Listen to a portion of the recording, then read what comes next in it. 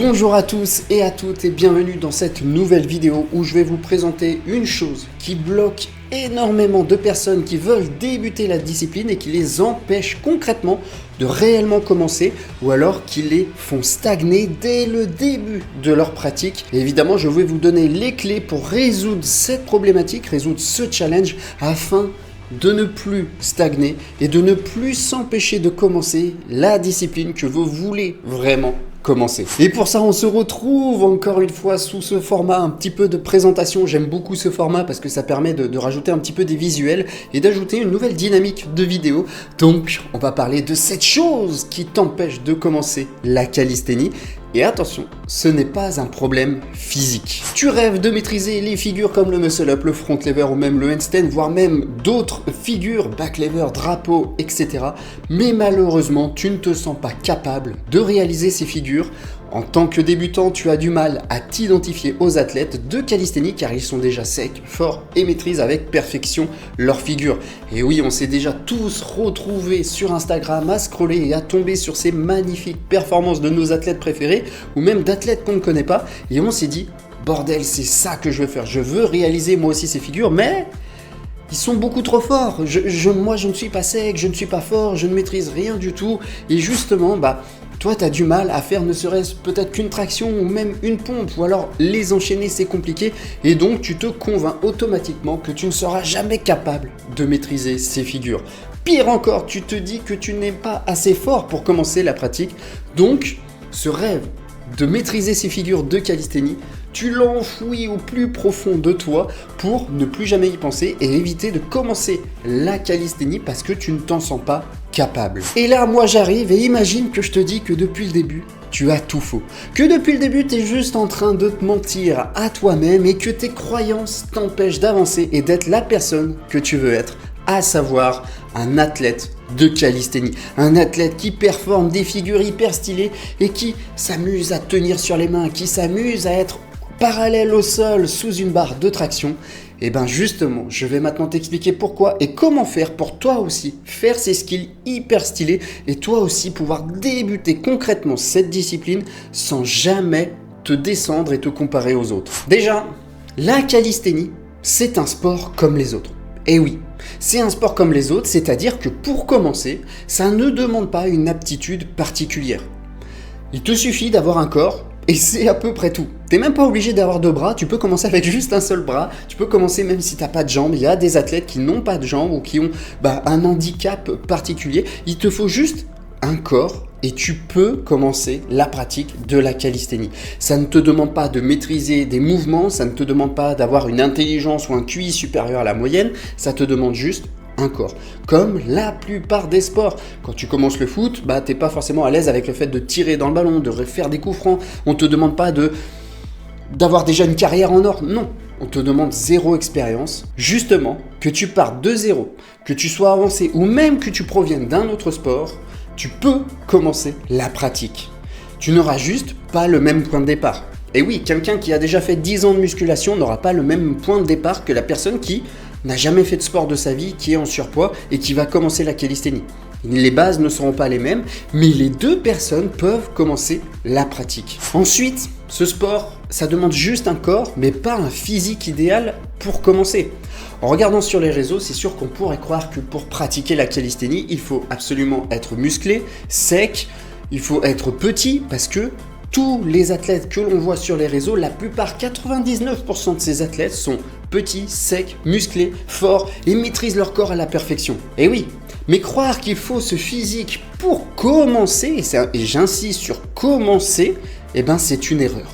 C'est une erreur parce que tu sois en surpoids, skinny, grand, petit, mais bref, tous les profils, que tu aies les bras longs, que tu aies les bras courts, que tu aies des jambes hyper longues ou hyper lourdes, tu peux commencer en adaptant l'entraînement à ce que tu peux faire. Le physique sec et musclé viendra avec le temps, l'expérience et surtout la régularité. Et encore une fois, que tu sois grand ou petit, ça ne change absolument rien. Tu peux commencer la discipline. Donc, n'essaye pas de te trouver des excuses et te cacher derrière avant même de commencer la pratique. Si tu commences déjà comme ça, ta vie va être longue et très dure. Donc ne te cache pas et sois la personne que tu veux être. Ensuite, la calisthénie, et comme énormément de sports encore une fois, il y a un niveau qui est adaptable. Ça veut dire que ces figures, handstand, front lever, back lever, la full planche, la maltaise, le drapeau, les handstand push-up, bref, toutes ces figures et même les mouvements de base comme les tractions, dips, pompes te paraissent impossibles à réaliser tant ils demandent de la force, de contrôle et de vitesse. Mais sache, vraiment, il faut que tu saches une chose, c'est qu'aucun athlète, qu'il soit professionnel, élite, haut niveau, amateur, débutant, n'a réussi à maîtriser d'un seul coup ces mouvements. Et je parle bien sûr de maîtrise. Certains athlètes qui ont une génétique et une force qui étaient au-dessus de la moyenne ont peut-être réussi par exemple, à faire une straddle planche du premier coup, mais elle était loin d'être maîtrisée. Ils se sont entraînés. Et l'entraînement, justement, permet d'acquérir la force, la technique, l'endurance et le contrôle que le corps demande. Donc, en tant que débutant, c'est normal que ça soit trop dur pour toi. Cependant, tu peux adapter chaque exercice à ton niveau, soit en changeant les bras de levier, en faisant une variante plus simple, ou alors en utilisant des élastiques pour te délester. Chaque exercice est adaptable. Je prends l'exemple des pompes. Si tu ne sais pas faire une pompe normale, tu peux faire des pompes sur les genoux. Et si tu ne sais pas faire des pompes sur les genoux, tu peux surélever tes mains en faisant des pompes sur une chaise, par exemple, ou sur un mur. Si jamais tu es peut-être en fort surpoids et du coup faire des pompes c'est compliqué. Chaque exercice est adaptable. Le full front lever te paraît dur et inaccessible, fais de la tuck. Et oui, tu réduis le bras de levier.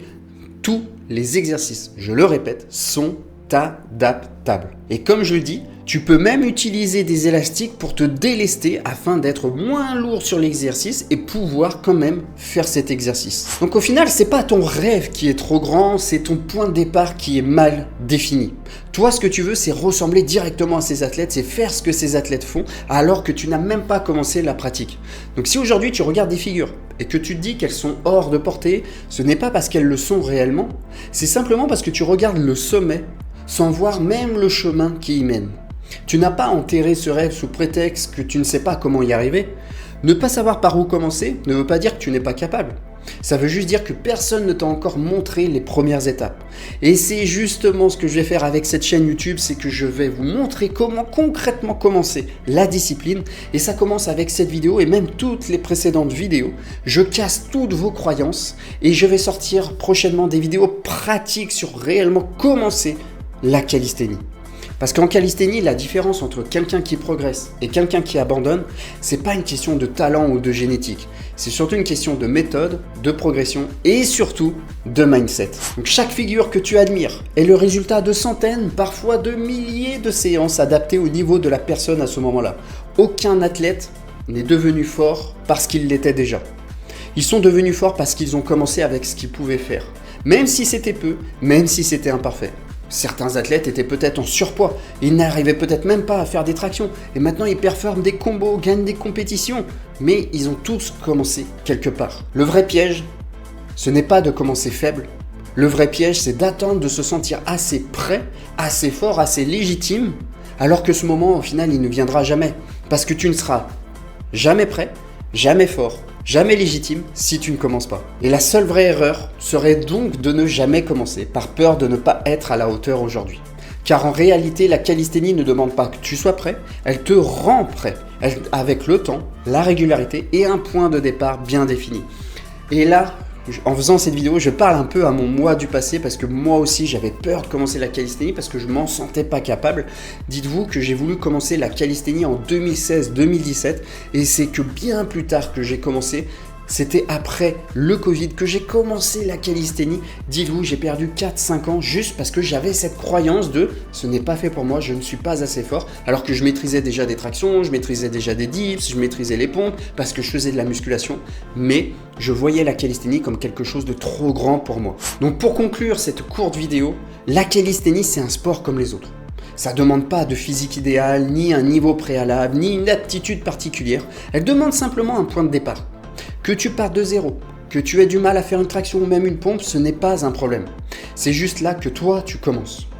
Les figures que tu admires ne sont pas réservées aux autres, elles ne sont pas réservées à une élite, non. Elles sont le résultat du temps, de l'expérience et surtout de la régularité.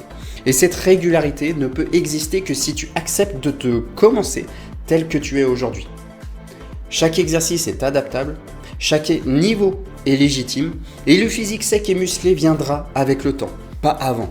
Alors n'enfouis pas ce rêve au fond de toi, ne te convainc pas que tu n'es pas assez fort. La seule chose qui te sépare de ces figures, ce n'est pas ton corps, c'est le premier pas. Donc commence. Et n'attends pas, encore une fois, d'avoir le plan parfait, la méthode miracle. Non, commence. Fais des pompes dans ta chambre, adapte ces pompes. Si tu n'y arrives pas, utilise le mobilier chez toi. Bref, commence maintenant. Et au fur et à mesure, tu verras que tu vas progresser. Et là, tu vas te sentir légitime au fur et à mesure que tu vas progresser. C'est tout pour moi. J'espère que cette vidéo a réussi à casser certaines croyances que vous avez. Si c'est le cas, n'hésitez pas à me le dire dans les commentaires. N'hésitez pas à me dire un peu, vous, si vous avez autre chose qui vous bloque dans la calisthénie. Et n'hésitez pas à aller me suivre sur mon compte Instagram où je partage de la valeur quotidiennement. Donc voilà, c'est tout pour moi. J'espère que cette vidéo vous aura plu. Salut tout le monde.